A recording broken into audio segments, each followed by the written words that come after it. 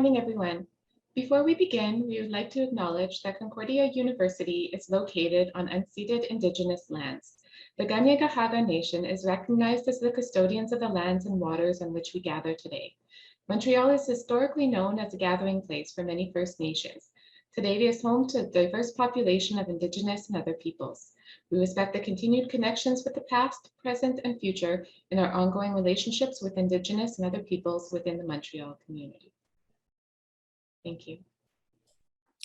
So good morning, everyone, and welcome to our information session on how to write successful federal and provincial scholarship funding applications.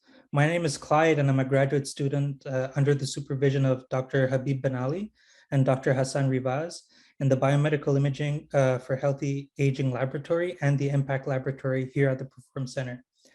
So before we jump into our event, I'd like to talk about our committee and its members. So the Perform Student Action Committee, PSAC for short, is formed of myself, Bahare, Ali, Neda, Hugo, Marianique, and Mustafa. And we also have the pleasure of having Wendy Cunin on our team as our staff lead and advisor. And so the PSAC committee provides a space for students to come together to discuss, organize, and host activities and initiatives designed specifically for students in health, with a special focus on research, education, and community, all while being aligned with Perform's mission and mandate. So one of the main goals of the committee is to support Perform Center students in their academic training, research, experiential learning, and community endeavors. And today, Bahari and myself will be co-hosting the event, with Mustafa and Ali taking care of the Q&A behind the scenes. So maybe now we could talk about how we came up with the event. So as students, we understand how difficult it is to find financial resources to help cover tuition fees, fooding and lodging costs, and other extraneous costs and expenses. We also know how important it may be for some students to secure prestigious scholarships to help advance their careers, whether it be in academia or in research, or in industry. And one of the main problems for students is actually learning how to write competitive scholarship applications and getting a grip on the many little intricacies related to the scholarship application writing process. And so based on this, we thought it would be helpful to organize an event that would help students learn how to draft competitive scholarship applications and to understand the application process as a whole. And so Concordia's Perform Center is home to a wide range of platforms, experts, and experts that offer the possibility of having multiple research teams collaborate with each other to answer intriguing and complex research questions and have outcomes that benefit the well-being of the community at large.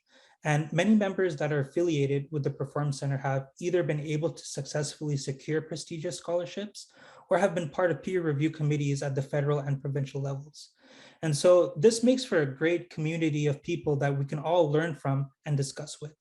And on this slide, we kind of just highlight, the main federal and provincial granting agencies and scholarships that you might be able to apply to depending on your field of study.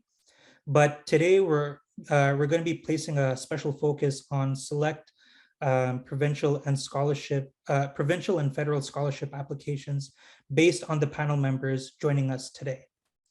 And so our panelists consist of scholarship winners at different levels of study and from different domains of research, as well as peer review members who will help provide some guidance and tips on how to write strong scholarship applications. So with that, let me get started with introducing our speakers.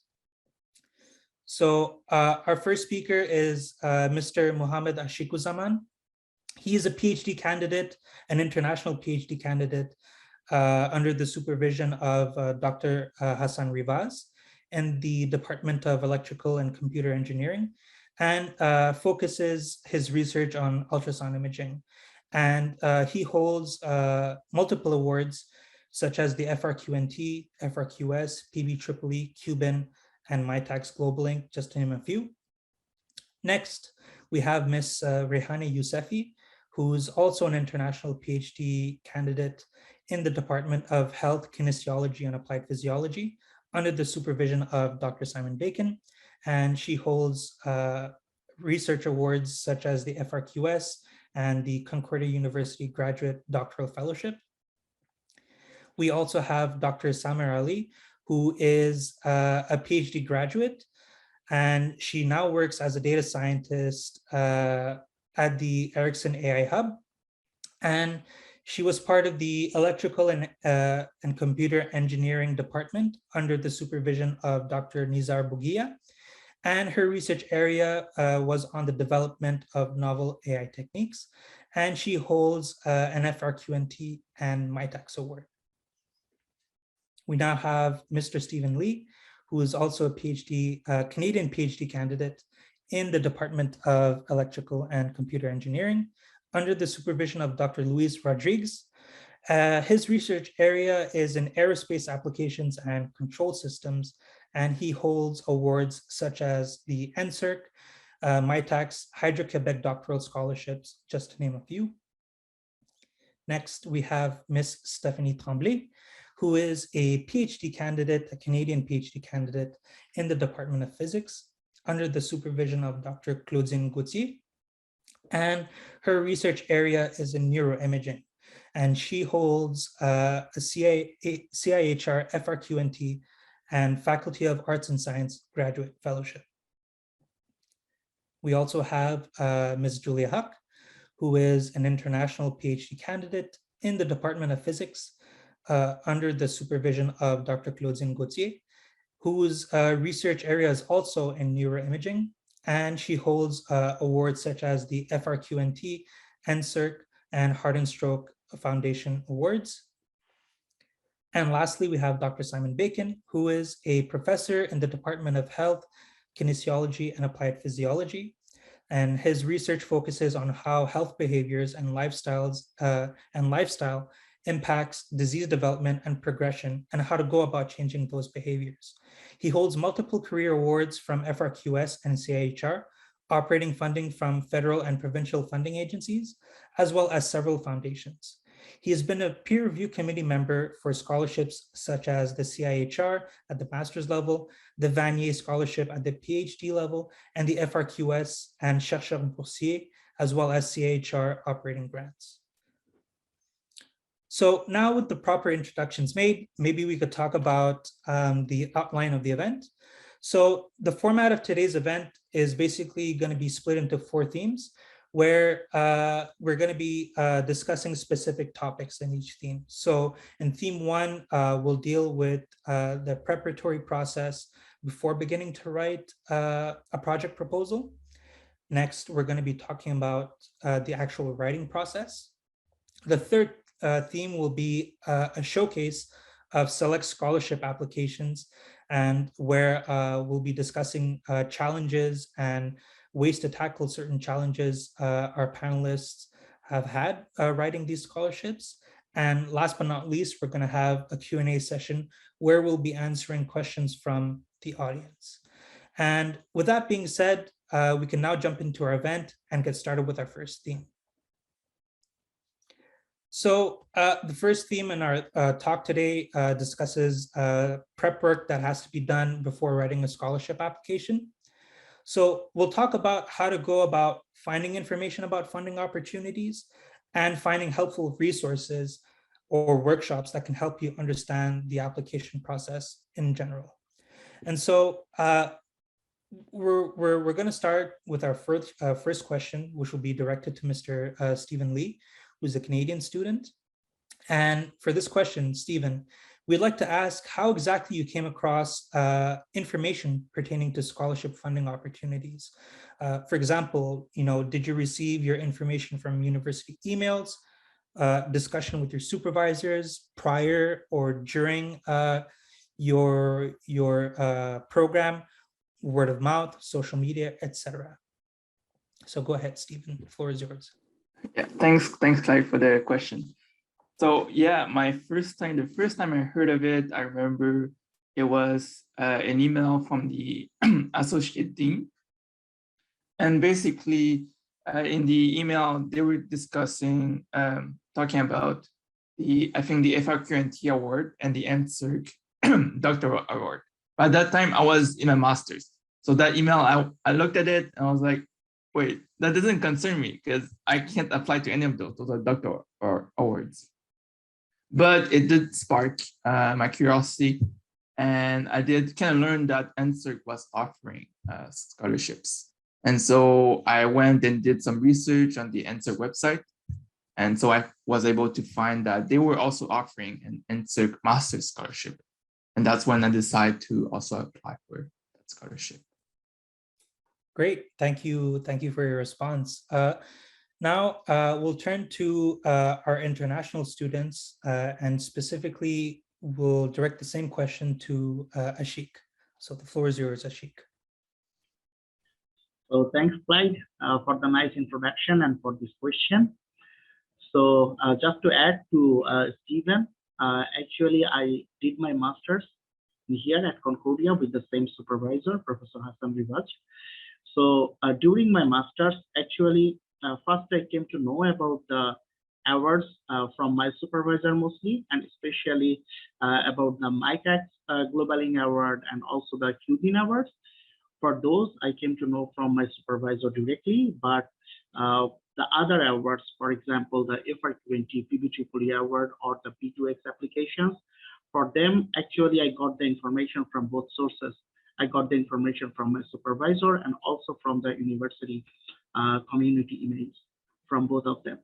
So, so the thing is, what I would like to mention is that the new students, I mean, who are at the earliest stages of their degree program, I think it's helpful to open up and openly discuss with the supervisor that that I'm interested in these awards, or what are the different opportunities, or what are the different agencies, so that whenever the deadline comes or something, the supervisor can quickly remind him or her.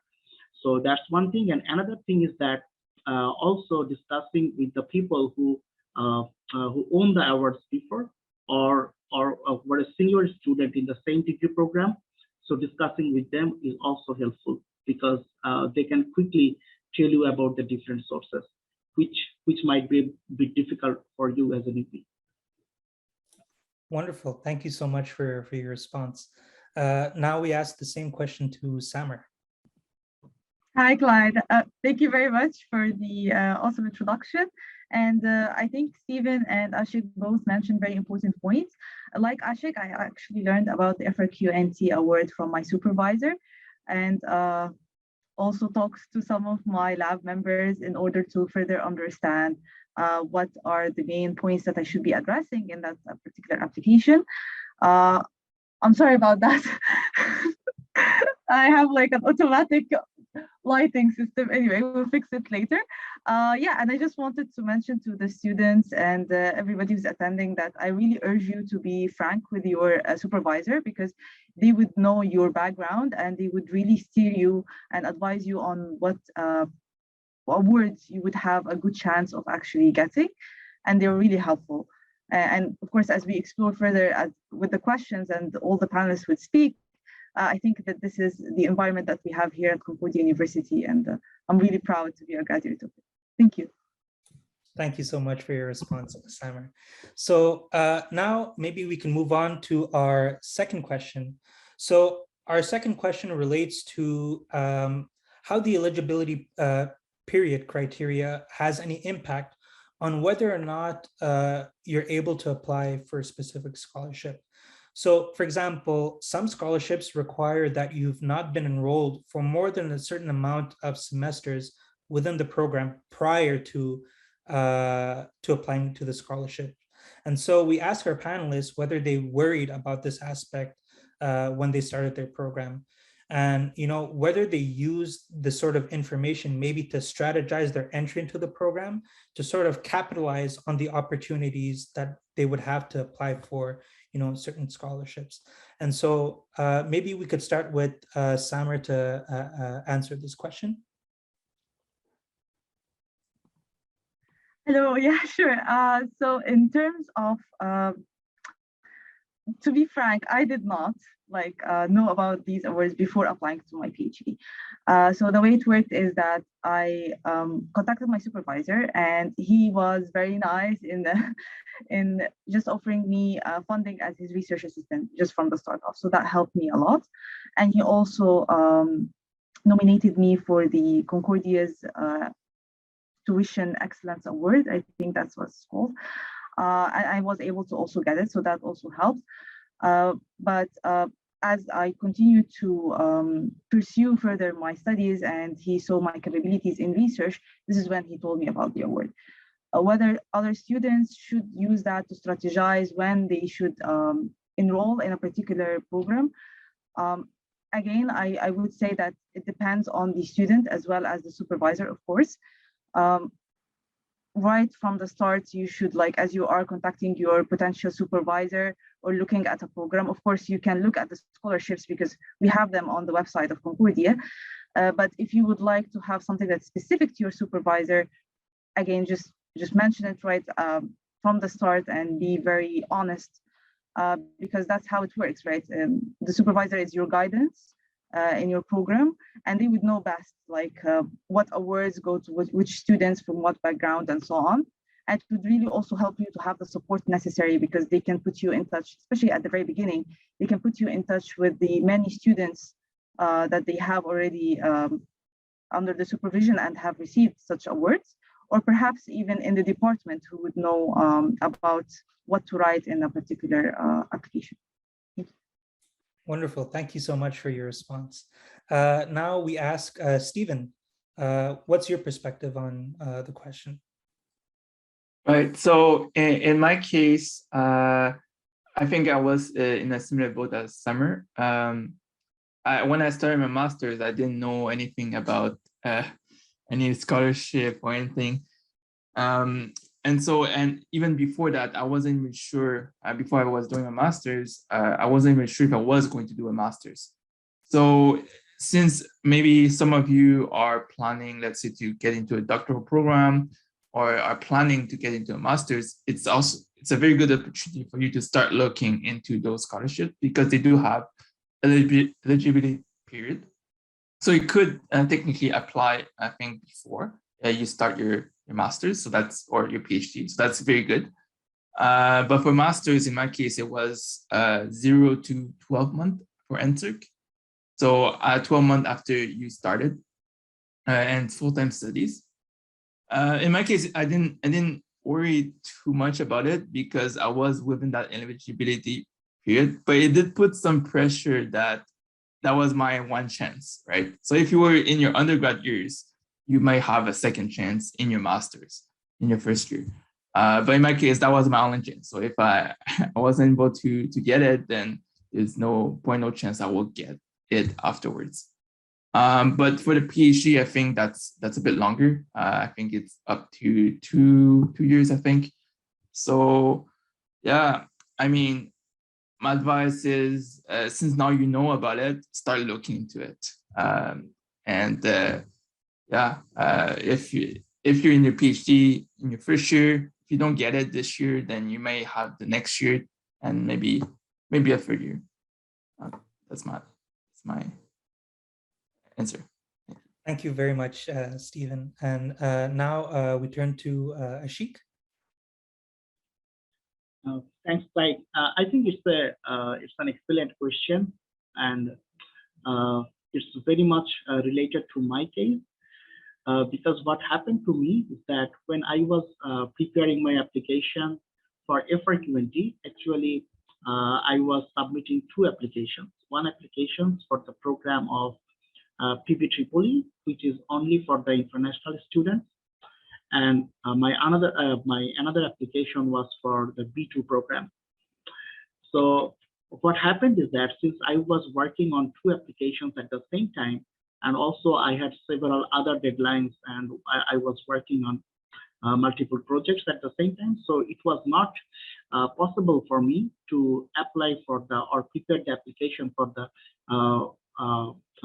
for the federal scholarship, which is 1 year one. So since I could not prepare 3 applications at the same time because their deadlines are very close to each other.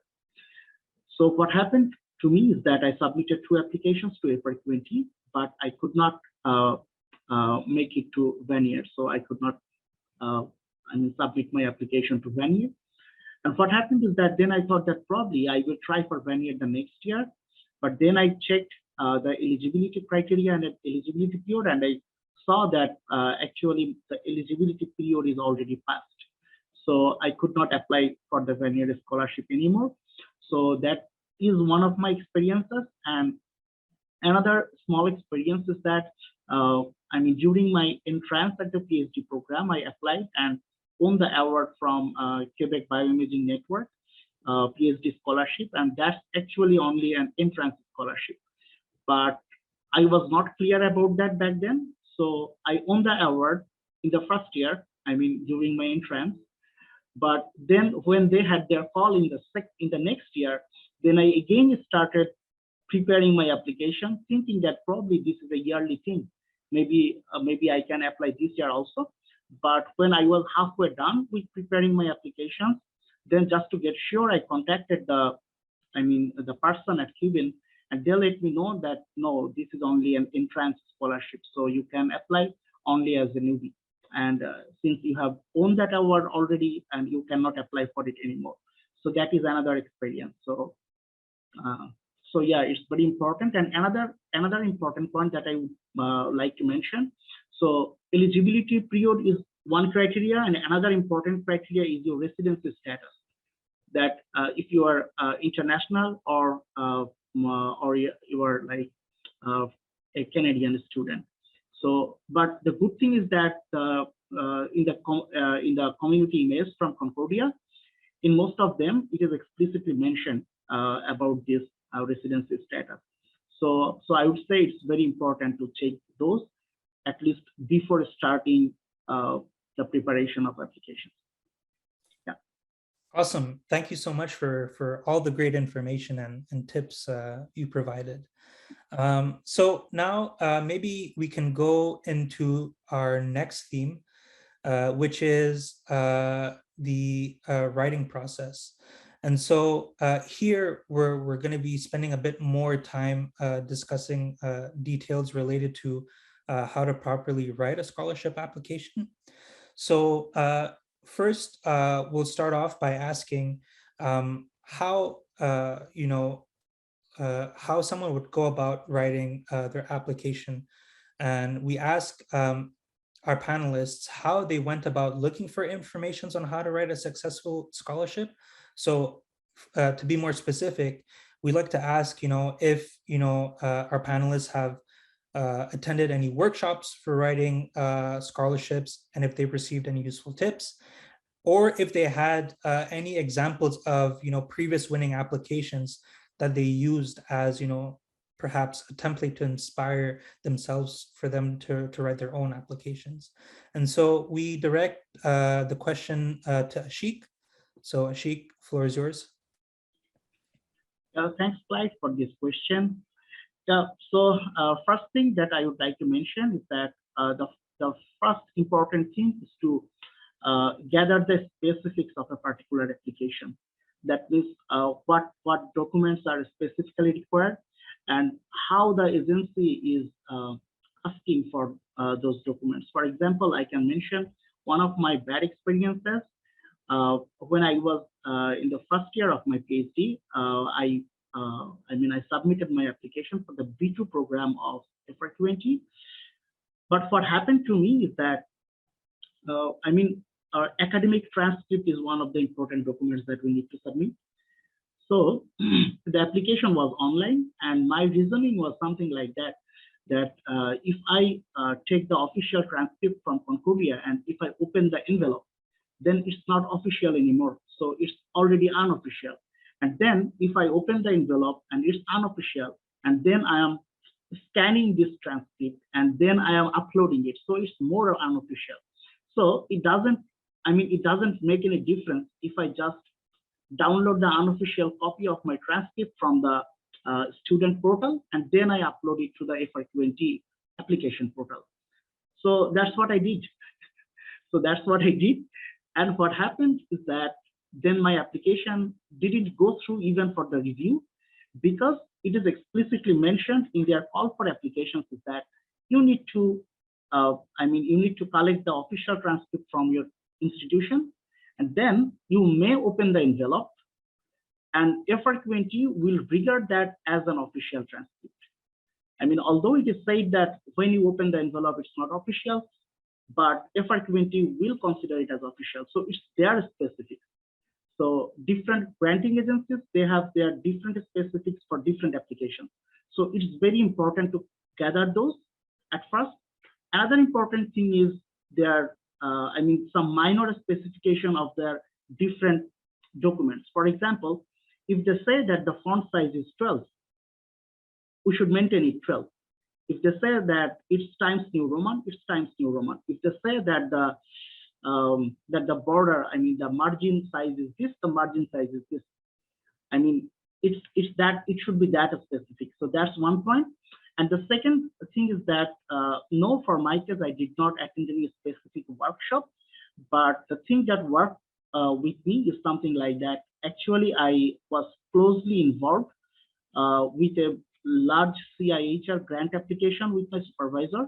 And it was basically a 100-hour paid grant writing assistant position from Concordia. And I was serving for that. And so I was closely involved with that grant application, and that helped me a lot. And as I mentioned before, I also did my master's here. So, since my master's, the thing is that I have been involved in many small award applications, and it helps. Start with the very small application and then gather experience and then go for the larger ones. And so that's what I did. I actually tried to grab every opportunity. And another important thing to mention is that when we submit the application for a small grants, for example, I submitted application for the Cuban PhD scholarship. The application volume was not that large, but what helped me is that small proposal writing experience, that's one thing, and the reviewers' comments, that I got some really good reviews from the reviewers, and that helped me prepare my next application. So actually, I could at least get some reviewer perspective. That's what they want and what they look at. So yeah, so that's my perspective. Thank you very much, Ashik. Now we ask Stephen, did you have any experience of attending workshops and any tips that you received to help you, write a more effective scholarship application? Right. Thanks for the question, Clyde. Yeah, well, I did attend a workshop. So the workshop was organized by Grad Pro Skills, and I highly suggest you guys to attend their workshops. They're very helpful. So that did help me, figure out exactly what I needed and ask the questions that I need to ask. So I think Ashik, I want to reiterate what he said. It's a super important point. Figure out what you need to submit. Figure out everything that you need, and also question what you need to submit. So in the case of Ashik, did say that, he submitted the unofficial transcript and official transcript. I think I almost made the same mistake because you had to open the official transcript. And I was just like, in my mind, why do you need to open it? If you open it, it's not official anymore, right? But what I did is, because I kind of started my application early, I went and asked the student, I think he was an advisor for awards at the School of Graduate Studies, and they told me it's fine if you open it. That's okay, but it has to be official transcript. So yeah, don't hesitate to ask questions as well. There are many people here to help. There's a School of Graduate Studies. There's Grad Pro Skill people who can put you in touch with. There's your supervisor when you're writing and you're not sure if what you write is correct, or you're uncertain of your master of the English language or the French language, you can always consult your supervisor, have them review your application. There's also the writing center that can help if you need any help with writing specifically. And yeah, just figure out everything that you need, and and start as early as possible. So you guys are all here at this presentation, and that's a very, very good first step. The next thing is maybe I will go on the answer website or the FRQNT or whatever award you want to go on, get, and just go through their eligibility, go through their document required, and even maybe start the application and just look through all the tabs and whatnot and see what you need and get started as soon as you can. Because sometimes there are things that are going to take longer. Awesome. Thank you so much, Stephen, for your response. And now we direct the question to Samer. What's your experience, and did you receive any tips or guidance that helped you with the writing process? Thank you, Clyde. I think both Ashik and Stephen made some very excellent points, and I do urge everybody here to listen well to all of these points. I'm going to just add to that. I did attend a couple of workshops once I learned about the scholarship, in particular from Grad Pro Skills. And I was also the nominee from the ECE department for the Vanier Award. And with that, they actually arranged a workshop for the nominees and with all of the departments at Concordia University. It was very helpful because they actually got some of the winners that we have at the university, and they asked us to write a draft of our proposals and to sort of go through it with the winners. So it was very good to actually see the points that some of these nominees were telling me about, and I think Ashik already mentioned that point, but grammar and spelling matters a lot. I mean, this is like, you would think not, but they do matter a lot. And the way that you structure your sentences, the way that you present each of the paragraphs. So don't only think about the technical details, of course they are the most important, but even the final touches that you would think might not be significant, they really matter. So the way that you would structure a paragraph in terms of, having the first sentence being an abstract or an introduction of the entire paragraph, and the last one to conclude that one, and how you build between the different paragraphs. So think about all of the writing courses that you've taken in your life and just apply these skills very, very carefully. And of course, talking to your supervisor helps a lot. I do remember that the first draft that I sent to Professor Bugila, he was like, the main problem is, and I was just looking at that email because I wanted to get his words right. And I remember at that point, I was like, oh my God, so there are many, because it's like just the main problem. So these are many. And then he was like, at the end of the email, he was saying, please review and send it to me again. And he even volunteered, because for the FRQNT, you actually have to write an abstract in French. And he was like, just review the application and the abstract, and I will translate it for you in French. And then I did review it, but once you have all the details there, okay, and you've already written your first draft and made it so perfect that you'd actually send it to your supervisor, once I read it, it was a lot better. And it's because you already have put all of the ideas on paper, right? And you've made it as presentable as possible. And he even told me, I only told you that because I wanted you to improve it as much as possible. So yeah, again, start as early as possible. That's again, to Stephen's point. And hope for you all the best. Thank you so very much for your response, Samer. So now that we've heard perspectives from students, it would be great to kind of get the other side of the coin, the perspective from a peer reviewer. And so for this, we have Dr. Simon Bacon, who's going to give us, his side of the story and, what he sees and what he thinks should be included in your application. So Simon, I guess for our first question, before we jump into specifics, maybe you could start by outlining, the structure of a project proposal, like, the introduction methods and so on. And, maybe comment on what each section should contain as information.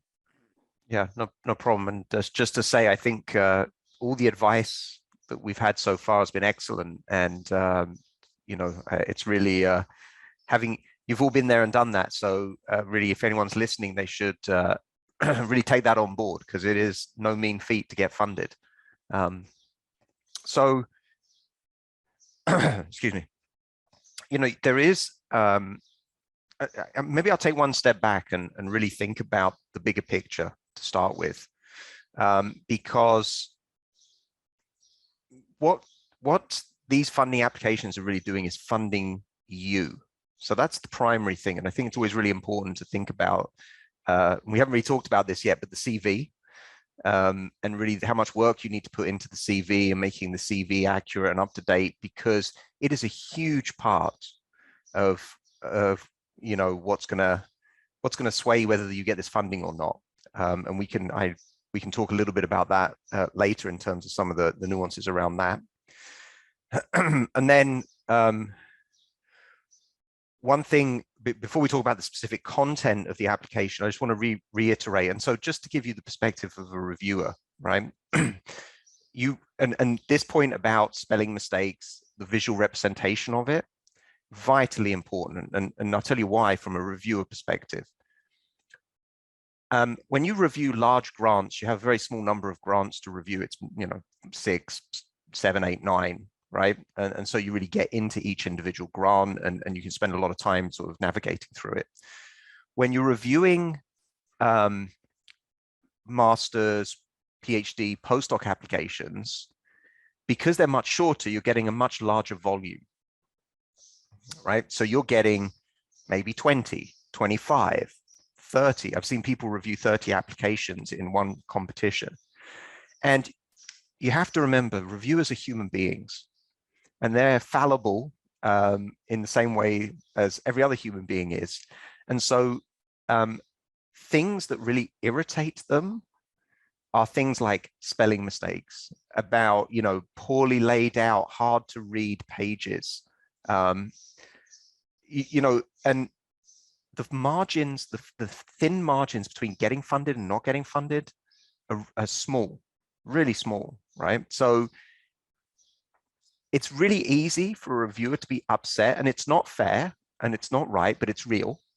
If I'm reading something and it's really hard to read for whatever reason, my impression of that suddenly goes down. And then I sort of nitpick a little bit more. Here's a problem, there's a problem, and that could be enough just to drop you below the funding level. Okay. So attention to detail, following the competition requirements, and making it look visually appealing are really important things. So don't underestimate those. Now, in terms of content, the other thing that you have to remember as well, I've got a pile of maybe 20 applications. Clearly, not all 20 are going to be in my area. So they're going to be things that I should be able to relate to. But, the nuance of some of these may be way beyond my particular specific expertise.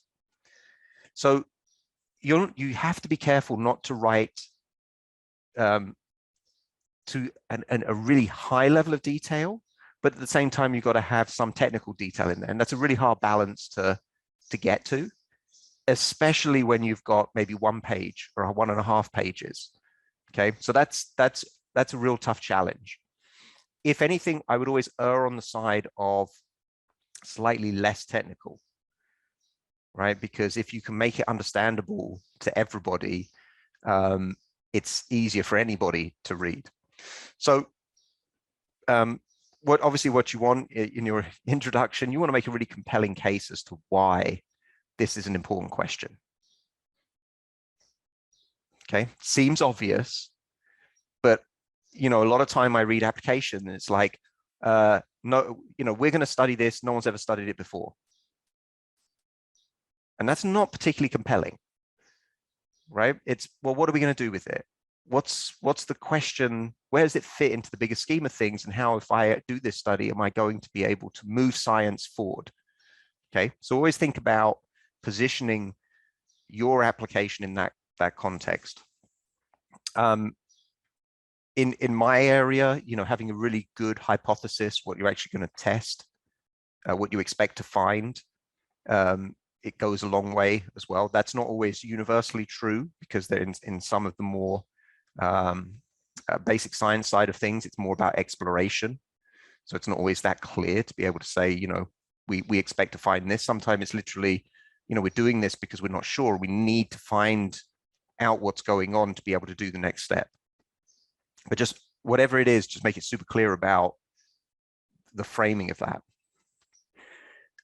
The other thing then, in terms of the methodology, I mean, everyone's methodology is going to be very specific to their own particular study. But the one thing that is always universal is about feasibility, right? So if you say, I'm going to recruit in a year and a half, I'm going to recruit 700 people from a population that I have no access to, right? Clearly, that's not happening. I'm going to do this massive fancy study on this really cool piece of equipment, but I can't get access to it. It's not going to, and obviously, sorry, they're just cleaning the street outside. Obviously, that's an extreme level, but, we do human-based research, and we're always at pains to highlight, if we're recruiting, 200 patients who are undergoing bariatric surgery, we identify the fact that we work with a bariatric clinic that sees 1,000 patients a year. So this is feasible. We make it blatantly obvious that we can do what we said we're going to do. And then what's always kind of nice is just a little bit at the end in terms of, so, once we've done all this, here might be, 1 or 2 next steps that this would naturally lead to. So once again, it's about putting the work into context. And obviously you can't go into a great deal there because you don't have a lot of space, but that's always normally quite important. And then most applications these days really want you to highlight what your role is as the student in this process. So that's for FRQS, that's something they explicitly request. For CIHR, we always get our students to write that because it's,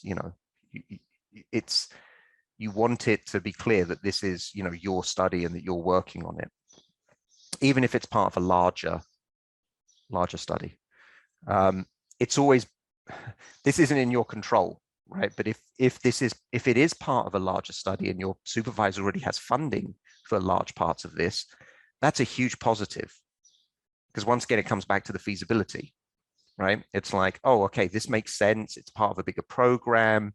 The student's going to be able to do this. They're going to be able to deliver on it.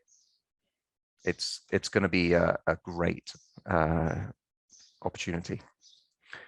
I think they're probably, in terms of the actual, what am I going to do part, that's really important. I guess the other part, and I can talk about this, and Clyde, you can stop me or interrupt me with other questions at any point, but the other pieces that normally come along with these are things around the environment. So as you go through the process from master's to PhD and to postdoc, the weighting of these changes, but effectively all applications are scored around your CV, your environment, and what you're going to do. And it's normally in that order. Most of them, I mean, different ones have slightly different weighting, but if you look at most of the weightings, it's really along that line.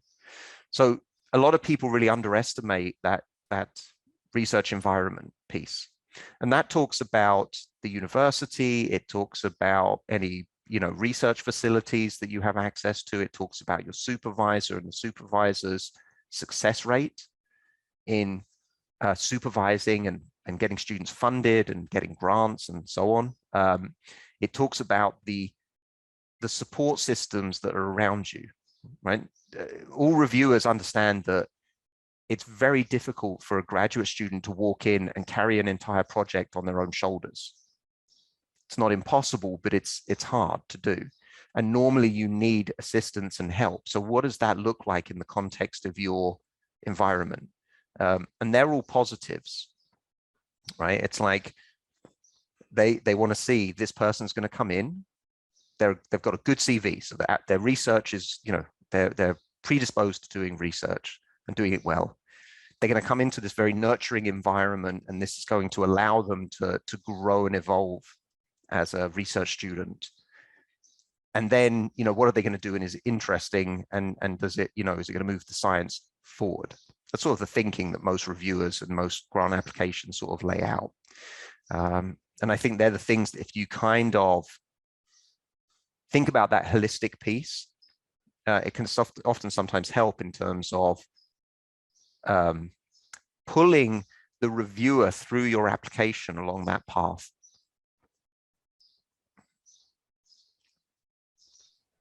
Thank you so much for that wonderful and elaborate response, Simon. Maybe just to follow up on that, one of the issues in being able to write, you know, a really, let's say, a strong proposal for a student would be, you know, the knowledge they have about the field and their project to begin with, right?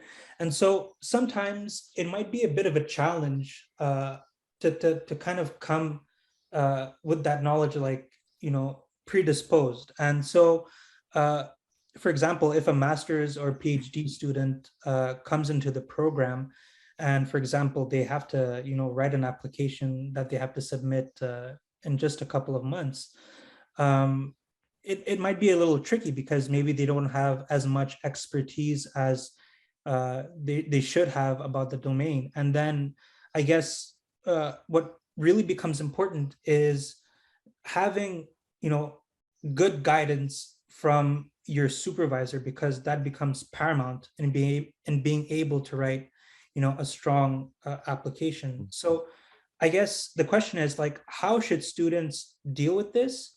How should they approach their supervisors? And what exactly should they be asking from their supervisors to kind of help support their proposals?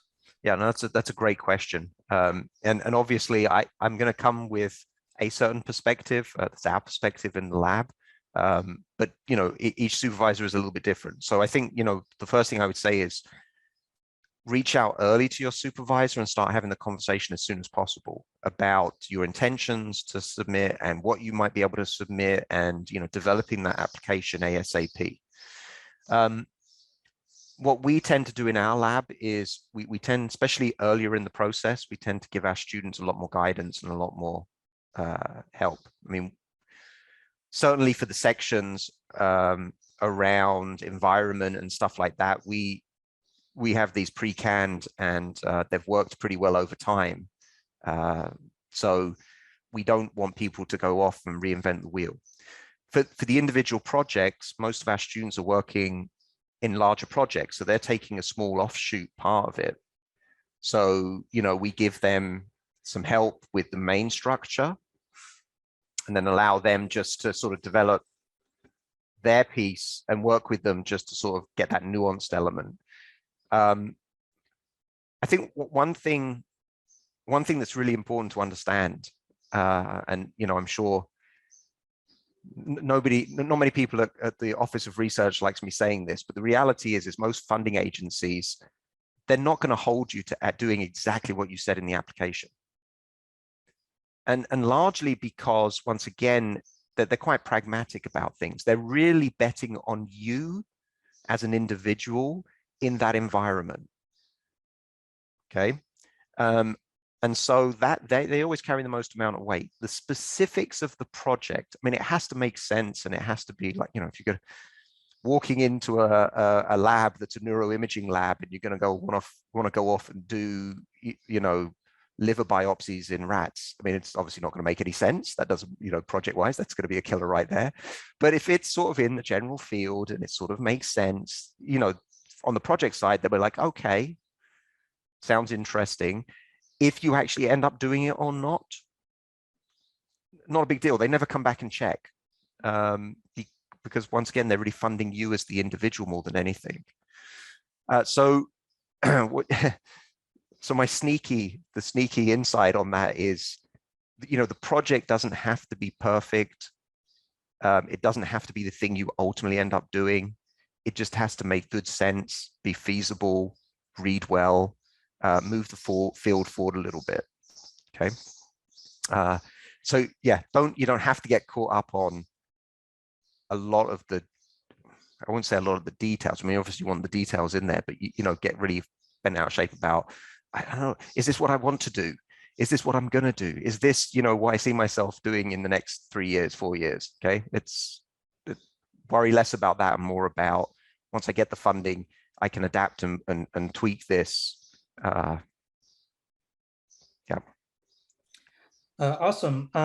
Maybe to follow up on one of the points you made answering the previous question, you spoke about the success rate of a professor and being able to kind of secure funding.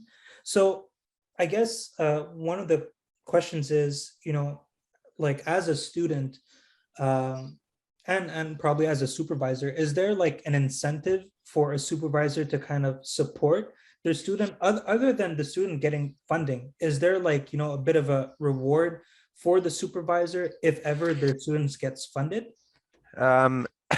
Excuse me. Yeah, there's huge bragging rights. No, I'm joking. But it's always when you're applying, if you apply for personal funding as a supervisor, so, an FRQS chercheur boursier, an FRQNT nouveau chercheur, CURC chair, anything, right? One of the metrics that you're judged on is the success of your students. And that's measured in a number of different ways. How many graduate on time, how many get external funding, et cetera, et cetera. So it's, it is positive for the supervisor to have their students funded.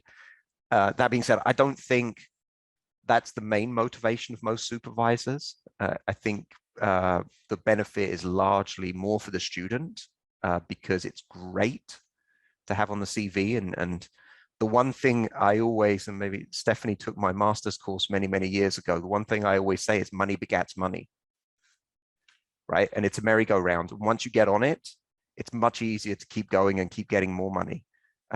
So that's the harsh reality. It's not impossible to jump on at later stages, but obviously it's often easier to jump on earlier because the bars are a little bit lower, and it gets harder as you move through the process. So it's great. It's really good for a student to get awards. And just, I'll make a slight deviation, right? So, we're talking about the large, big dollar amounts, right? Scholarship-wise, but every award counts. So, apply for the rinky-dink 250s, the rinky-dink, this award that, gives me not very much money, but a certificate, right? Because going back to the CV, those become really important building blocks. And it provides the reviewers with some confidence that you have been judged as someone that is deserving of these awards. So all of that builds momentum. Sorry, I was went off script a little bit there. What were we talking about? Bring me back on track. So we were just talking about like, maybe like the importance of, or maybe, the benefit of having a supervisor get involved in no, so that's a great point. And so, I think in the same way, I think mentoring is something that should happen throughout a career. I think I'm now officially, I've tried to resist it, but I think now I'm officially in the senior researcher category.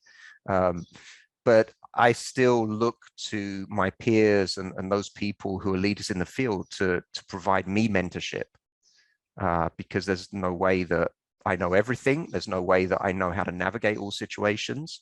And that mentoring is still important to me. In the same way, I think as junior faculty come in, we probably need to, and this is obviously not indirectly is for the students, but I think as an institution, Concordia probably could do a much better job of providing mentorship to more junior faculty around a number of things, one of which is helping them help their students get funding.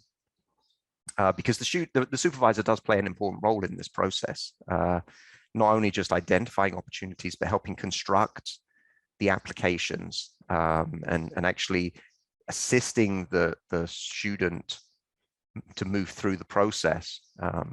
So yeah, I think it's important. I think also as well, what you're doing here is a great example. People that have already got it, the experiences that they've gone through, you know, that peer-to-peer mentorship also becomes critically important as well. So yeah, more mentorship, more exchange. One of the tough things that you have to, you know, some people will be like, well, I'm competing against you, therefore I don't want to help you. I think I'm hoping that as we move into this more open science perspective of research, that we try and break down some of those barriers. You're always going to be competing with people, and sometimes you'll be competing with people you know very well. And sometimes you'll both win, and sometimes you'll both lose, and sometimes one of you will win, and sometimes one of you won't. That's the nature of the beast, and you just, you know, it's disappointing not to get it, but you got to be happy for the people that do, because it worked out that way. And I guess one thing that brings me to very briefly, it's a little bit once again to the sidebar. They're fine, as I said before, fine margins between getting funding and not getting funding. Some of those fine margins, not anything to do with the student, they're down to the reviewer. And sometimes you can have, you know, if you've got 3 reviewers, 2 reviewers get it, they love it, they score it through the roof. 1 reviewer just doesn't get it. And, you know, they don't get it, and that's enough to sink you below the funding line, right? And that probably says more about the reviewer than it does about you. It sucks, it's terrible, it's like really frustrating, but you know, you really should take on board the fact that it was really, you couldn't have done much more at that point in time. You just unfortunately got a reviewer that probably wasn't the right reviewer for that application. So yeah.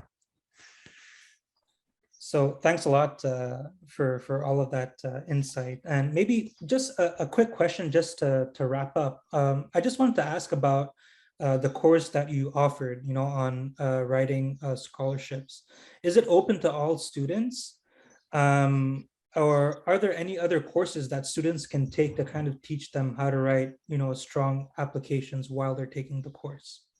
Yeah, so that was, as I made reference to earlier, I used to teach a first-year master's course, which was a research methods course. And as part of that, we did research funding, because the reality is that you generally can't go too far in research if you don't generate some funds at some point in time. It's not impossible, but it's difficult to do. And one of the assignments they used to have was to do the federal master's application. And it was perfect. It was in the first semester. We did it before the deadline, so then students could really take that application and then use it if they wanted to apply. I don't teach that course anymore, unfortunately, and the person that teaches it now, I don't think they include that anymore. But you know, one of the things that maybe conversation could be had with Perform or with the university, because to do some of that work is not that complicated. To do some of the, you know, have some structured preparation pieces around specific deadlines. And I haven't done the Grad Pro Skills one, so Stephanie, thank you for highlighting that. You know, there's probably other tools and resources out there.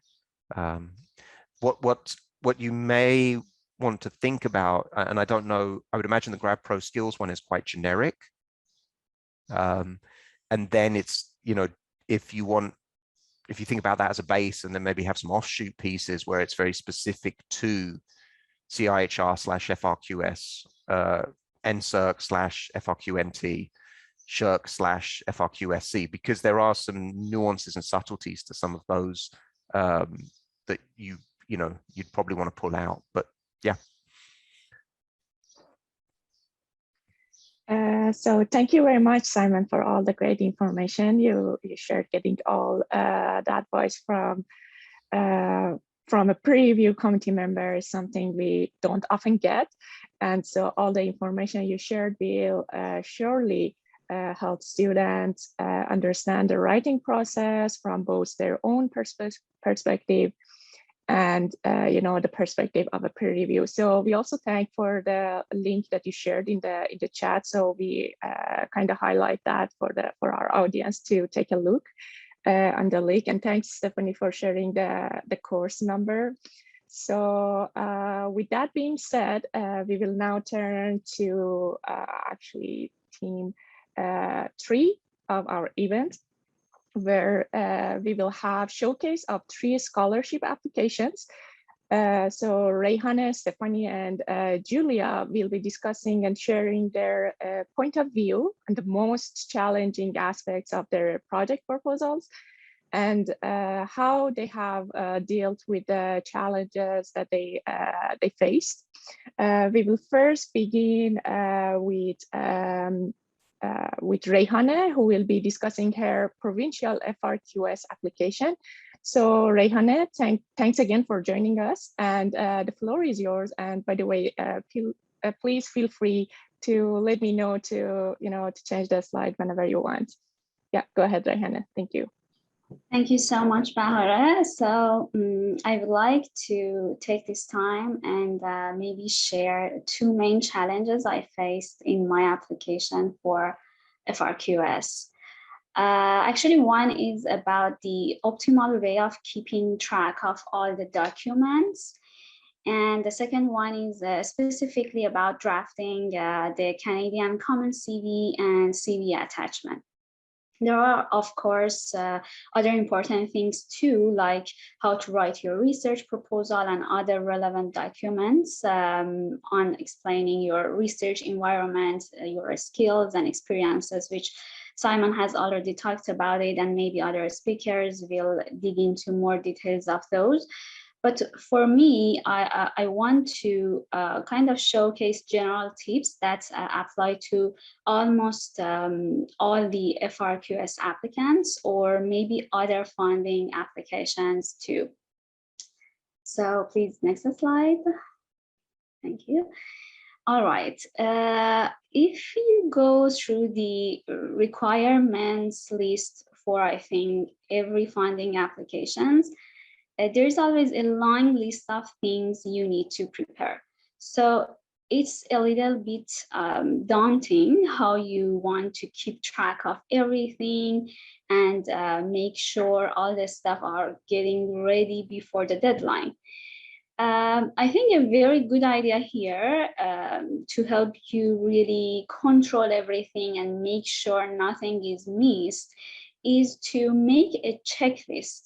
Here I put an example of a checklist for you. My suggestion is to create this checklist at least 2 months before the deadline of the application. So first you need to create your application profile, and then make a list of all the required documents and materials that you should prepare. As you see in this, this is an Excel sheet. In this Excel sheet, you can also put another column for the status of the document to make sure if they are fully drafted, or you are waiting for your supervisor or anyone else to approve it, or you are still working on that. Maybe to make things more visual and easier to follow, you can also give them color codes. For example, green if they are fully done, yellow if they are under review or in progress, and red for those you have not started preparing yet. So it's all about being organized and keeping track of everything, and make sure that you are not getting lost. And as I said, there are lots of documents that you need to prepare and work on them, like different statements, your CV, transcripts, recommendations, and so on. So keeping a checklist like this can kind of ensure that you are staying on the right track. Next slide, please. Okay. So one of the documents you need to prepare and submit in your application is the Canadian Common CV. Here, I just want to give you some brief information about how to prepare that.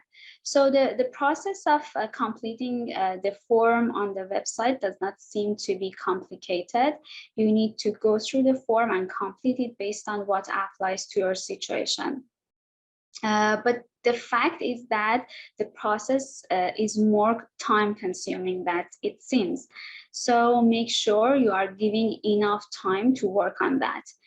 And also you need to make sure that you are highlighting the requirements of the application in your CV or the CV attachment that I will explain in the next slide. After you complete your CV, and by pressing that preview button, you can see a draft of your CV. The point here is that for actually putting your CV in your application, you need to link your CV to your FRQS account. So from the toolbar above, if you click on the PIN or system account, you can do this by choosing, if you click Bahara once. Yeah. So if you click on that PIN or system account button in the toolbar, you can do this by choosing the type of application. It will give you the option to link your CV to your FRQS account, and by choosing the type of application and adding the PIN code that you get from FRQS, you can just link your CV to your by clicking through the validate button. You can kind of link these two together. And that's the way you actually include your CCV in your application pack. So you don't need to submit your CCV manually to your application. Next slide, please. So another important document that you need to submit is a CV attachment. Actually, the Canadian Common CV has a very rigid and limited structure. Because of that, you cannot put all the details of your experiences, your background, and your previous works in it. So to include all the details about your history, you need to have a CV attachment. In the list of application material on the FRQ website, you can find a guideline about how to write your CV attachment. I will just give a brief explanation of how it should look like. Basically, you can easily include whatever information you have about your past experience in the CV attachment. And it's a very good place to showcase and highlight all the stuff you need to put into your application. But the important point is that you need to make sure that everything is in line with your CV and the other pieces of your application. And all these documents should nicely fit together and back up each other. I mean, there should be consistency based on what you put in your CV attachment and other stuff that you have already put into your application. As there is no limitation for the links of the CV attachment, you can put as much as detail and information that you want. And so here I just put a list of bullet points that you can include. So you can put, if you have any previous work experiences, you can put all your previous work experiences in the CV attachment, any history of voluntary works or committee membership, especially if they are kind of related to your field of studies or even unrelated, they can go here. If you have previous research development activities or maybe supervisory experiences like TA-ship, or you can put them all here, and you also can add details about your tasks and rules, or maybe about the publications specifically. You can put if you have any publications or conferences or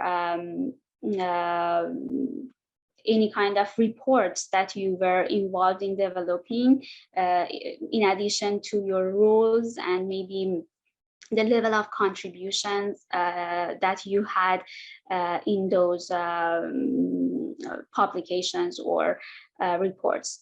And also the details of your previous scholarships, honors, or distinctions. All those details will fit here too. And to remind you, CV attachment is one of those documents that you need to upload to your application manually. And as I told you, it is a very important document because it can include a very detailed information about your history and your previous experiences that they are not actually in your CV, and can really complement your CV and other statements that make your application actually more impressive.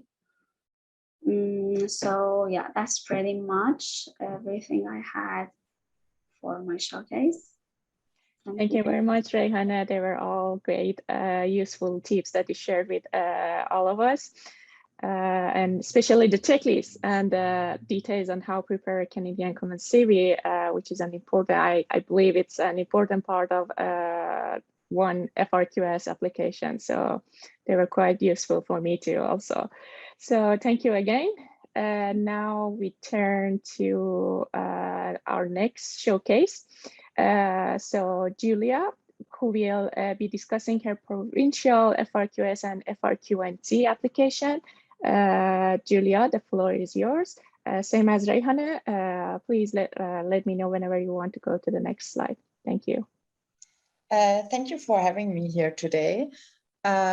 So I applied for FRQNT and FRQS in the past years, and I received the FRQNT scholarship. Like we just heard, it's really important to keep track of the required documents because they're like a lot. So I just summarized here a few. So the first 3 documents I listed here, they were written in the guidelines in French. So I translated the titles for those who are not as good in French, like me, for example. So the first 3 points are the 3 bigger documents you had to prepare. They're about 1 page to 2 pages long, each of them. So the justification of the application and your research interest. I think it was a page about the description of your research project and your experience and achievements. When you apply, you need to upload your official transcript, as we have heard also before, and also your previous transcripts, like from your master, bachelor. For those who are international students, you need to attach also an explanation of the grading system from your country you got your degree from.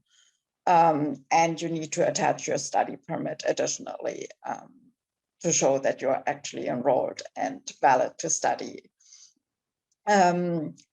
You can apply in English or French, that's up to you for both of them.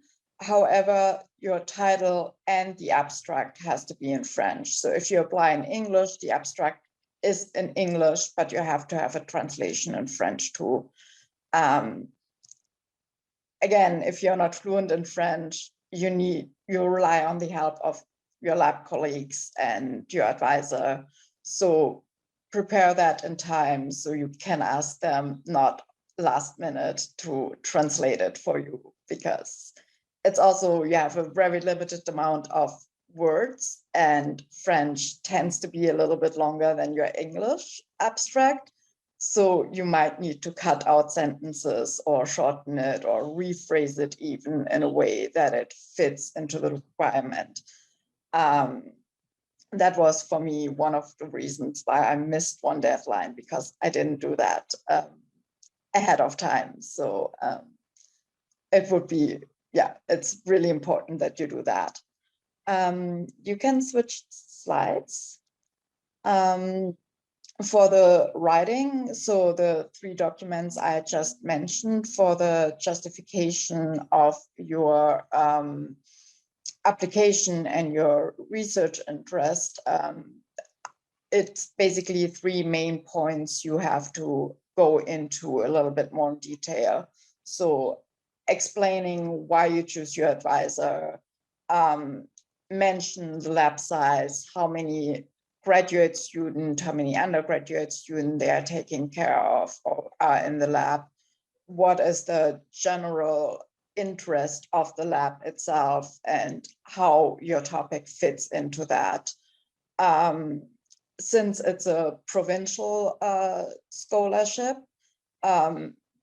you need to mention why you have chosen to go to Quebec. So write that a little bit in detail, and how your project is linked to your previous training.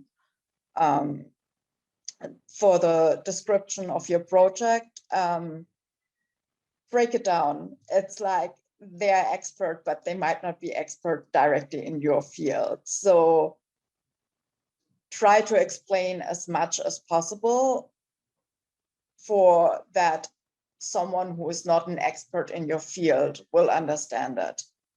And yeah, also highlight why your current project you're applying with is special and is important that it's been done. And then for the experience and achievements, I feel like I repeated myself a little bit with my CV attachment there, but it's another option to highlight your important work, like your publications, presentations, if they were like poster or talks, which conferences you attended, if you collaborated on other works, like if you were included on papers as a 3rd, 4th author or something like this, but describing your role you had in that project, if you attended any workshops and things like this. So I feel like I repeated it a little bit myself with the CV attachment, but in the end, it was part of it. And if you switch slides, please.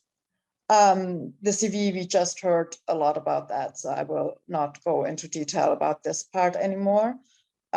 Just, yeah, it was more time consuming than you think it would be. And the 4th challenge for me personally, for the first times I applied, was publication and stipends. Because they also grade you on how much you have already achieved. And depending where you're coming from, publications might have not been a requirement in your master's or bachelor's so far, or not as common as it is here in Canada or North America in general. So it's kind of like, it was for me helpful to have in the end a paper published. I submitted mine for my first application on bioRxiv, but a little bit too short, too last minute. They take about, I think, 24 to 48 hours until they give you a DOI. So that's also something you should take into consideration, because if you write it on your CV, you should have the DOI there already. So do that also a few days at least ahead of time. Or even better, if it's like submitted to a journal, but it's still under review, that's even better than bioarchive, but bioarchive is a first step. And then list all your stipends, scholarships you have received. And again, even the small one counts. Like, you might not be able in the beginning to list a big one, but if you have multiple small ones, these add up to a bigger amount. So it's more likely that you get funded if you show that you already get smaller stipends. You can switch. This year is now from 2018. My result from FRQS, where I didn't receive it. I thought that might be also interesting to show. And they break really nicely down all the different aspects where you were graded in. And where I've made boxes around were basically the points where or the categories where I lost the most points. And yeah, so one of them was basically back then that I didn't had enough stipends or prizes won at this time point.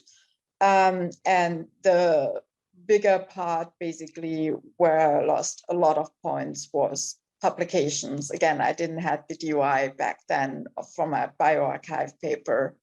I didn't have anything else published so far, only like smaller conferences publications, so abstracts, but also not a lot because I just started. So in the beginning, you don't go to that many conferences. So that's where I basically lost the most points. And if you switch slides now, this was then the scholarship I actually won in the end. And my points are not perfect, but I definitely improved in all categories. It also depends slightly on luck on the group you're graded in, right? Because they compare one person gets 20, 25 scholarships to grade through, and you get rated between these 20 ones. So if they're like some really good ones before you, it's harder to get it than if someone who had like a lot of spelling mistakes, for example, inside, or grammar wasn't properly, or all the other little points which also influence your ranking. It depends always a little bit of luck to get to one of the big stipends. But yeah, it's basically, if you don't get it in 1 year, just apply over and over again. And there's always ways to improve your application. And in your writing style, the further you get in your program, you change your writing style, you can improve that. But also like going to more conferences, publishing more papers, and yeah, all that stuff. That's it from my side. Well, perfect. Thank you very much, Julia, for sharing all these, useful tips with us and our audience. So to be honest, you gave a great big picture with, details of how an application is reviewed and graded following these specific rubrics that you provided. I myself, I can say that I have previously, struggled a lot with the FRQS application, and your information will no doubt help me and others to improve their, our application for the upcoming competitions.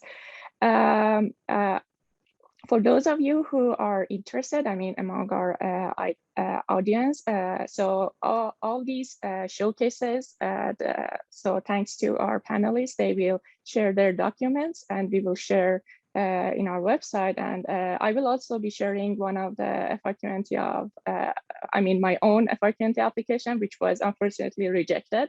So I think this should serve a learning tool for the audience for their, future applications to know what they should and should not be doing in their application. Okay, perfect. So now let's turn to our last showcase, where Stephanie will be discussing her federal CIHR application. Stephanie, the floor is yours to discuss the challenges you have faced with your application. Let me know whenever you want to change the slides. Perfect. Hi, everyone. Thank you for having me. And thanks to the other panelists who already did a great job at exposing their challenges and gave some really useful tips. I think everyone mentioned this, but I think there cannot be enough emphasis on the importance of starting early. I think that's the most common mistake, or one of the most common mistakes, one that I definitely made once I even missed the deadline. I definitely used to underestimate the importance and the time it takes to build an application. You can write an application and submit it in some weeks, right? But to build an actual competitive application, it takes more time.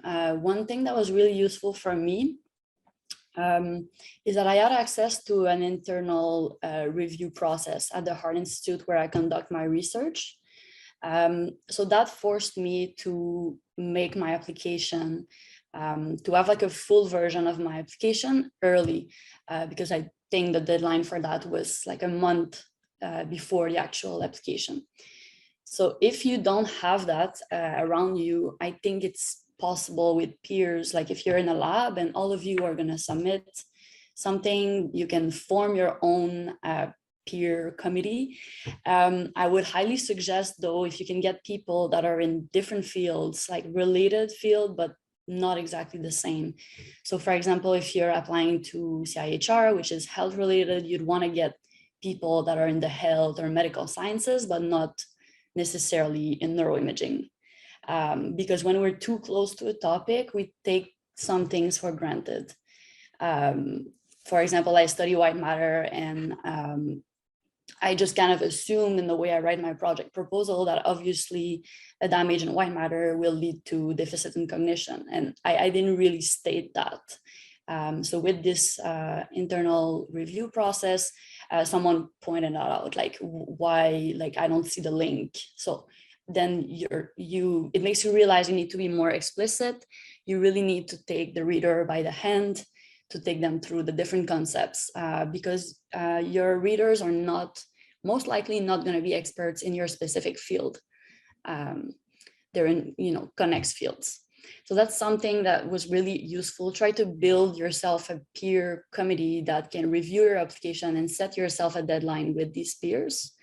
Maybe a month before, because then it gives you, or even earlier than that, because then you want to give them some time to review it and give you feedback, and you want to give yourself time to address their feedback to improve your application. Another advantage of starting early is that you can ask your sponsors. So for your CIHR, you need 2 reference letters. Depending on how busy they are, like you really might want to tell them early that they need to do that for you. So that they can also write a good letter, right? Another thing that is becoming increasingly important, and I think most funding agencies are putting a lot of emphasis on this, and they require you to describe how you're going to integrate sex and gender considerations in your research. So I would really recommend, like, if you can get a training or a course on sex and gender in research, it's going to help you write this section. It also looks good on your CV, and like it's going to be very important in the future. So it's going to help you actually integrate it in your research. I took part in a workshop in Alberta, in Banff, about this. So I think that helped my application. It also really helped me understand actually like how to integrate these things, right? I used to just say in that section, I'm going to account for sex, like it's going to be a covariate. But like from the newer guidelines, like I don't think this is enough. So we need to go beyond just accounting for sex. You need to actually, I think what's recommended is to do actual separate analysis so you can see the effect in different sex. These workshops can also help you think of how you can integrate gender considerations in your application. So if you switch slide, I've just integrated an example of how I address that in my application. So the first paragraph focuses on sex. So I actually did research. My project was on COVID, the effect of on the brain. So I did a lot of research to know like what are the differences in how COVID affects men and male and females, and then give an example of how I'm going to address that at the level of the study design. So recruiting as many males and females. At the level of the analysis, I'm going to do 2 separate analysis for males and females. So really like breaking this down and showing that you've actually looked into that in depth. The second paragraph is more about gender and ethnicity. For gender, we tend to maybe, in my case, I just didn't know like how do you integrate that. With this workshop, it helped me realize that gender like is associated with different gender roles, different socioeconomic things, and we may confuse in our analysis, think it's an effect of sex, but it's actually an effect of gender. So by gathering different questionnaires and such, you can try to differentiate these things. But I won't go into too much detail because this was a full workshop that I encourage you guys to take something similar to help you craft this section. So this is a section that CIHR requires to really describe how you're going to take these considerations into account in your research. You can skip. For CIHR, compared to FRQ applications, the project description is very short. It's 1 page compared to 2. So as someone who applied to FRQS, FRQNT, and also CIHR, it was very difficult to take my 2-page proposal and make it into 1. So it's difficult. I would suggest like omitting the very technical methodological details because it's likely that your reader won't really understand it anyway. So trying to stay a bit more surface level while showing that your project is feasible. So a very important aspect that many speakers mention is to make the objectives and the significance of your project very clear. Like you have to sort of, make it very clear, like why they should fund you, why your project is interesting, and what are you hoping, even if it seems far-fetched, what is like the potential application of your findings, right? So even if you're doing fundamental research, if I read your application, like I want to know like, okay, like down the line, even if it's like many steps further, like what could these findings like in which ways could they help improve health or so on, like how can this be applied? This is really what's going to spark my interest and make me understand the importance of your research. And also integrate sex and gender analysis. So like if you only write it in that little section, but you don't mention it at all in your project proposal, they may think like you're not actually going to do it, right? So if you skip slide, I actually put a sample, like a part of my project proposal, and I highlighted things related to sex analysis, where in the introduction, I mentioned that we have higher rates of mortality in males. In my objectives, I'm saying that I'm going to assess the impact of COVID on the brain in each sex, and in the hypothesis, I have a different hypothesis for each sex. If you skip slide. So really at every stage, I try to integrate it. So now in my methods, we're gonna, match according to sex and age, have an equal number of males and females, and perform analysis separately. So just to show that I'm mentioning it so that they see that I'm actually planning on doing it, that I have a solid plan to do it. And I'm not just saying that to get the points, right? So if you skip slides. So the fourth and last challenge is, so for this one, we don't have a CV attachment. We have what is, I think they call it a statement of interest, or just is the equivalent for FRQS of this justification of training and research interest. So we have a good 2 pages long for that, and no specific thing on formatting. So it's really the time and space to really showcase your skills and your interests and why your training site is ideal, which shows feasibility. So I think it's really a lot more powerful if you can give examples of what you've done than just saying like, I'm really interested in this, or saying this is this training site is ideal. But if you give examples, for example, if you just say, I'm interested in science communication, it's not very powerful. But if you say communication science to a wide audience is important to me because, then you elaborate, and then for that reason, I attended this course and this workshop, and I plan to incorporate this aspect by doing this.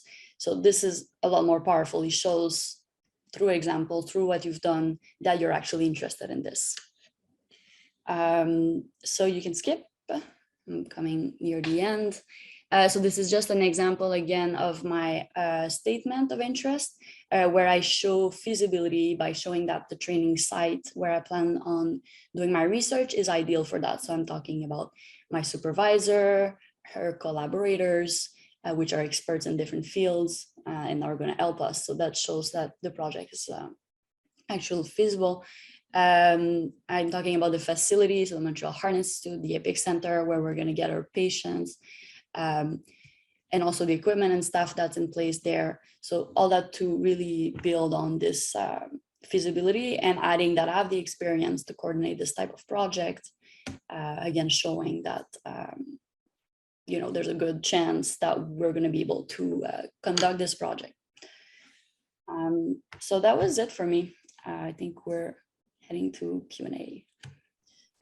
So yeah, thank you very much, Stefan, for all the, you know, invaluable tips, especially the point that you mentioned about, you know, starting early. So I would definitely suggest everyone, just the sooner the better you start your application. Okay, so I guess we can go to the Q&A session.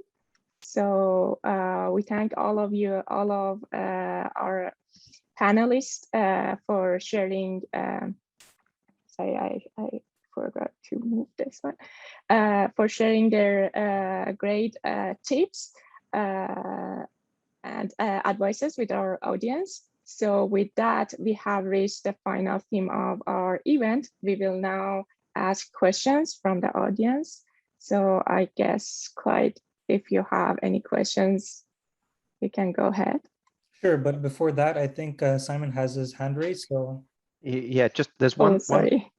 No problem. There's one thing I just wanted, we didn't talk about, but just wanted to mention, right? Because it's kind of important. When you apply, oftentimes there's different streams that you can apply to. So for FRQS, for example, there's various different committees you can submit to. So one of the things that you also need to think about, and this is a very important conversation, because you go to the wrong committee and you will get destroyed, because it's just people don't have any clue what you're talking about. So actually doing a lot of work in the background to just make sure that you're hitting the right committee is really important. And once again, talk to supervisors, talk to other people, see what they apply to. And tied to that, the program officers, now this is certainly true at FRQS, I can't comment elsewhere, but the program officers at FRQS are excellent. And their perspective is they want to have the best applications come to FRQS, have the complete applications come to FRQS, and, you know, do the best job of funding the best people. So if you have any questions about what should I include, what shouldn't I include, any problems, you can email them. And I would recommend doing that for any of the program officers, for any of the competitions, because generally, as I say, they're there to help. They're not the gatekeepers. They're really there as facilitators. And that's even true if you get kicked out of a competition. The moment you get kicked out, first thing you should do is go speak to your supervisor and get your supervisor to email them, especially if it's a silly mistake, because oftentimes they can be rectified with a quick email and a quick mea culpa, my bad, and a supervisor saying, don't penalize a student. I completely missed that. And if you don't mind, would it be okay if they reloaded the right document, kind of thing? I've had that done with students in the past. Cool, thank you for that extra tip. So maybe we could start with a couple of questions from our audience. I know that Ashik, you have to go for a meeting, so maybe we could start asking you the first question. So one of the questions is basically, were your research proposals different in the PBEEE and B2 competitions? And for example, if you had won, both awards, should you decline one? Should you take both? Like how did you decide between selecting a particular award? Yep. Thanks, Clyde, for this question. Yep. So when I was preparing my applications for PBEEE and B2, I was at first confused that if I should write two different proposals for these two different programs. So just to make sure, I just emailed the correspondent at FRQ, and I just left a quick question, and he answered me that they can be exactly the same. So my proposals for these two applications were very similar to each other. Yeah, so that's my answer for the first question. And second, since I own both awards, PBEEE and B2, again, I was confused that if I have to decline one of them and keep the other, so then again I did the same thing. I just sent an email to the corresponding person of FRQ, and he actually ensured me that since the duration of these two programs are different, like PBEEE is like 4 semesters. I mean, I got that for 4 semesters, but for the B2 one, the duration was longer. So for my case, it worked like that. Once the PBEEE duration is over, then the B2 will get started. So, I mean, you cannot get both of the awards at the same time, but one of them can start once the other one is ended. So that was the thing, but I think different agencies have different policies. But for me, this was the case. I see. Thank you for answering that question. The next question is for Samer, and it's basically about your experience since you're now working in industry.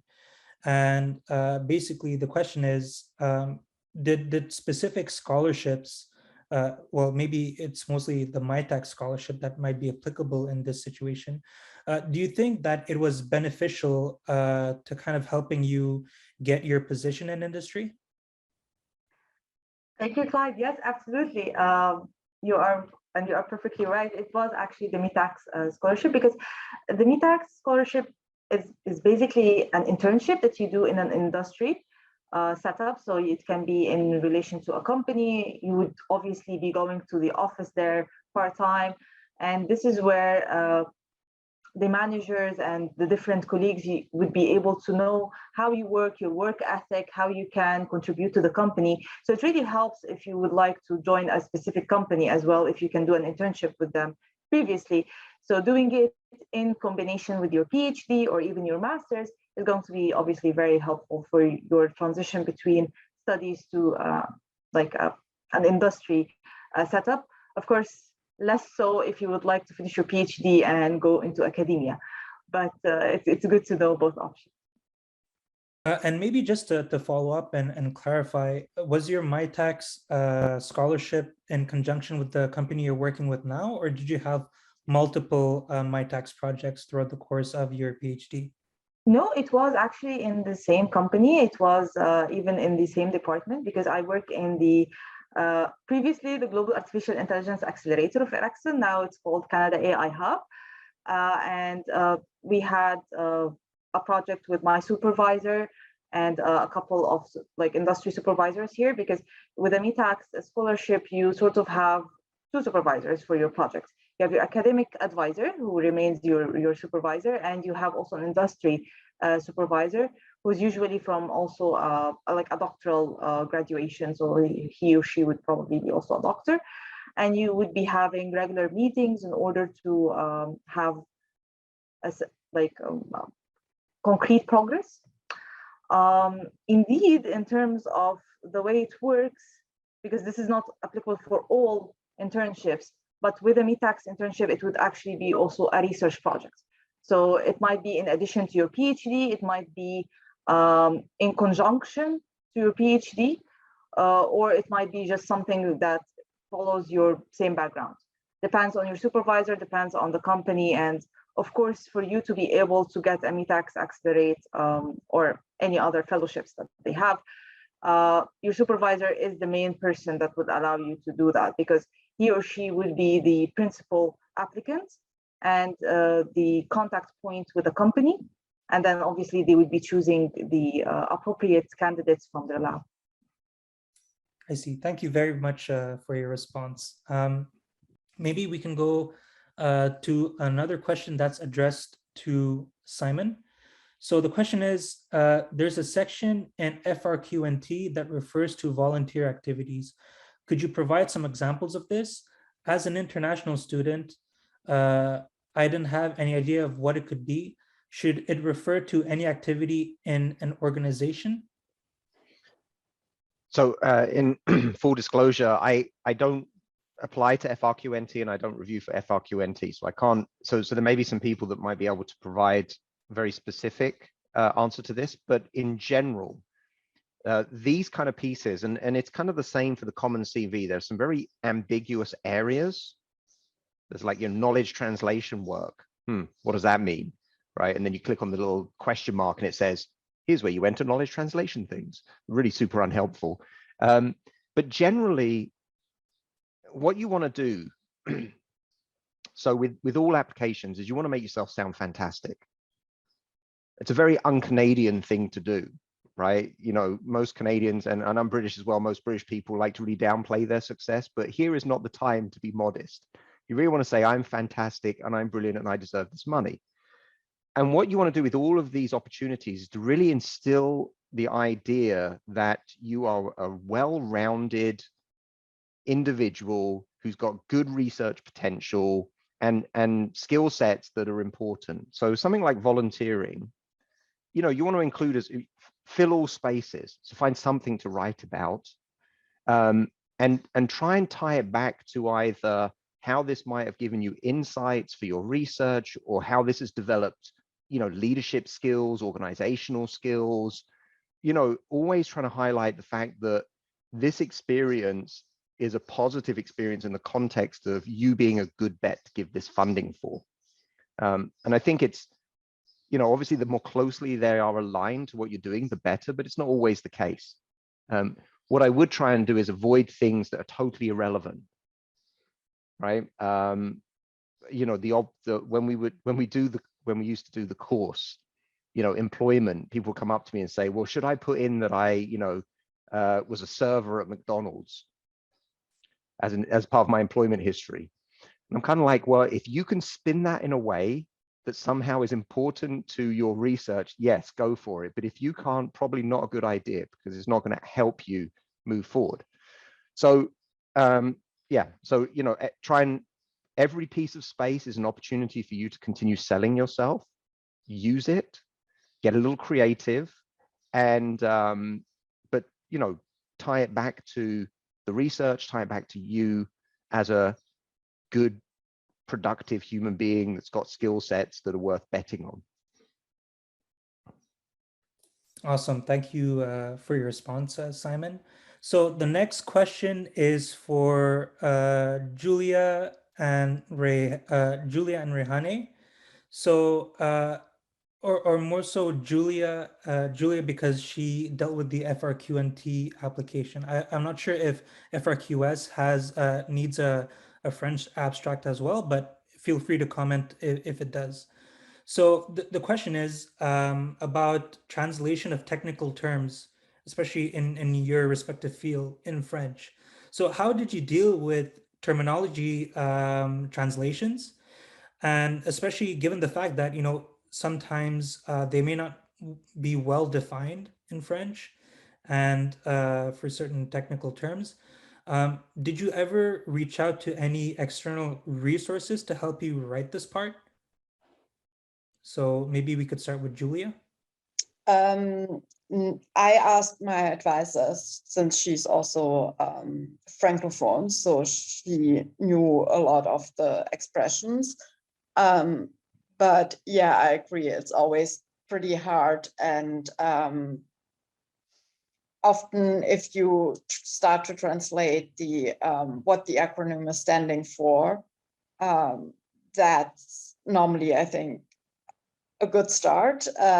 But yeah, it's sometimes it's okay if you, excuse me, if you also write then the English part if there's no proper translation.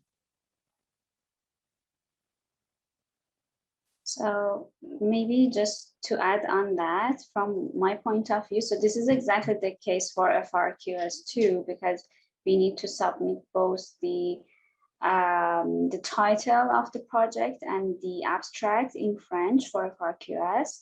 So in my case, I remember Concordia has a, I don't remember exactly the name, but it has a kind of translation service or translation office that they do this, but they are not the experts in your field.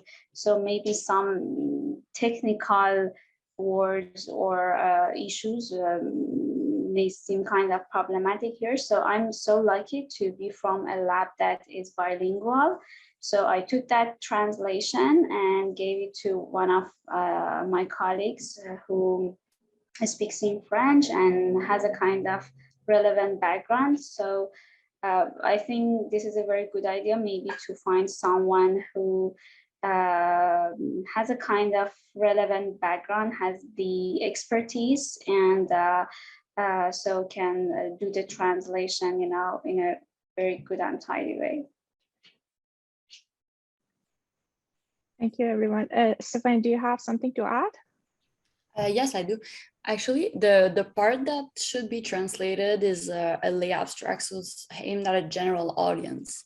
So I would also say if you can minimize these technical terms as much as possible, that's also better, because it's not aimed at any sort of expert. It's just aimed at, you know, your mom, like anyone that would read this and like wants to know like where the money is going, like, you know, which researchers are getting funded and for which projects.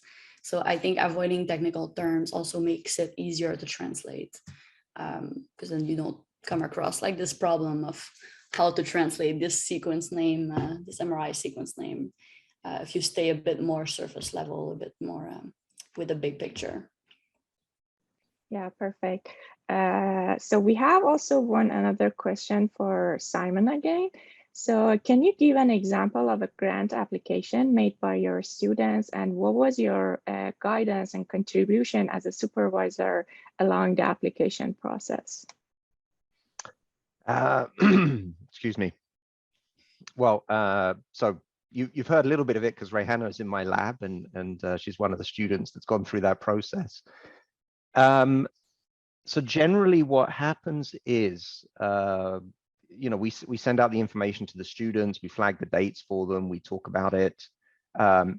We circulate, we ask students, previous students who've been successful to circulate grant applications to the new students or the students that are applying, so they get an example to work from.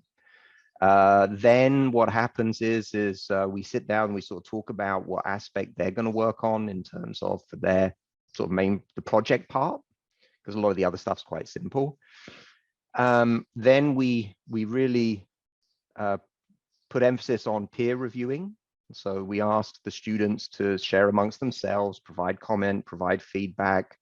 Very important because it saves a lot of time on my side just to make sure that the spelling mistakes aren't there, make sure that, you know, it reads well and those little bits. then the students tend to send that to me. I then start providing feedback, and normally, I'll be honest, I'm kind of biased. I think I have really good students, so they're not that much of it's not that difficult to work with them, and they've normally by that point got a really solid application, and we're just nuancing at that point. The other thing as well, as I said before, I don't expect people to reinvent the wheel. So we have sort of some canned text about the environment, about the programs that people are in, all the pieces about the where they're doing their research and so on. They don't need to rewrite those. So they just sort of do a lot of copy and paste and then just small adaptations to their particular project. Don't want to break a winning formula. And then I think that's about it. And then it's a case of just in the last little throes of it, going backwards and forwards and just doing the final tidy up. They're pretty good. They're pretty well trained to start this process relatively early. They're quite conscientious, so they get onto it pretty quickly. And so yeah, we always end up sort of the day before or the 2 days beforehand finishing things, because that's just the nature of the beast. But they will get done and submitted. I'm sure they're lucky to have you as their supervisor, Simon. Okay. Yeah. So we have actually, Clyde, we have a question to yourself.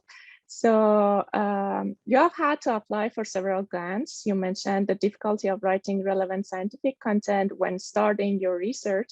So how did you solve this problem with the help of your supervisors or not? So it's a really good question. So one of the things I want to say is that, and I think a lot of the speakers alluded to this, the most important point is to speak with your supervisors, and especially ask them to give you a very general bearing of what your project is going to be. So usually that helps you get started. But obviously another really important factor is the colleagues in your lab. So a lot of them, especially at the higher levels of study, let's say your PhD or postdoc colleagues, can really help you understand, at a much more specific level what you're supposed to be doing, and where the research is going to be going ultimately. And so in my case, I had really amazing colleagues that helped me kind of sort everything out and help me understand, what I was supposed to tackle in the project proposal. So I had a lot of exchanges with my colleagues. They were going over my application, telling me, that certain things needed to be modified, and that's what. It's something else that you have to take into account, and you shouldn't be shy about getting into contact with your colleagues. And then once that's done, you go back to your supervisor, and then again you have another perspective that you can go and talk to him about, and him or her, and you can sort of let's say refine your application and add some finishing touches to it. And I don't think it's solely a supervisor or solely your colleagues. It's a mixture of both, and as well as your own individual research and understanding. Perfect, thank you.